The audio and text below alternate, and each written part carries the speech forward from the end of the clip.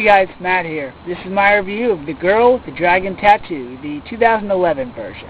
This movie is directed by David Fincher, the man who brought us The Social Network, and this movie stars Daniel Craig, Rooney Mara, Christopher Plummer, with Jolie Richardson, Robin Wright, and Stellan Skarsgård.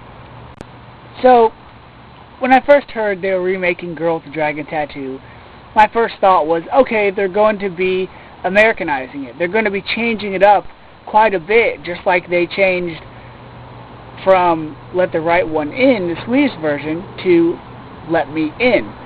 And so I saw Girl with the Dragon Tattoo, and I've got to say, I wasn't very impressed with it. I was actually quite disappointed, because I thought they were going to take this movie and they were going to Americanize it. Not only were they going to have well-known actors from here in America, but they were going to put the setting in like New York or somewhere in America.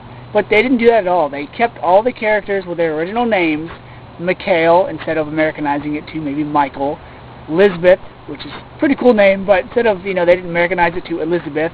They didn't even change the name of the cities of Hedenstad and Sweden for that matter. And I think that actually hurt the film, because it seems like the only thing they really did a good job on was just filling this movie with well-known actors, which kind of hurt it, because I've seen the Swedish movies, and unfortunately right away, because of the actor portraying the character, I was immediately able to go, oh, okay, if anyone's going to be the killer, it's going to be that person. I do have to give credit to Rooney Mara, who really showed off her great range, coming from the girl at the beginning of The Social Network to Lisbeth Salander. I mean, you really couldn't tell that was the same person. I liked her performance a little better than Noomi Rapace's in the original Girl with the Dragon Tattoo, only because in the original, with every foreign movie, especially if it has subtitles, reading the subtitles kind of takes away from the movie. You're not able to see how a person acts or responds to certain things, because you're reading and then looking up. Whereas with Rooney Mara's performance, you were able to see the emotion on her face. You were able to, hear her words without putting two and two together as far as reading subtitles and looking up at the actor.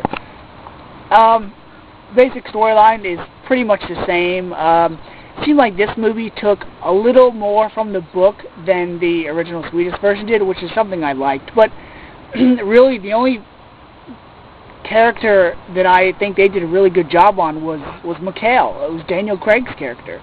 Because when I read the original Swedish version and watched the movie, I always thought to myself, okay, if they make this into an American version, the only person I could think of was Daniel Craig. So good job on his part.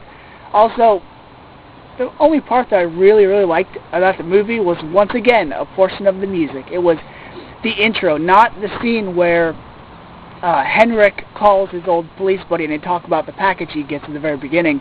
But right after that, there's a musical number that, to me, was like if 9 Inch Nails were to make a James Bond musical intro, that's exactly what it would be. I think it's somewhere on YouTube, so I'll put a link in the description box. So, because this movie was pretty much the same thing as the original, and for me, disappointment, a rating of a 1 to a 5, I'm going to give it a 2. So, till next time, guys, see ya.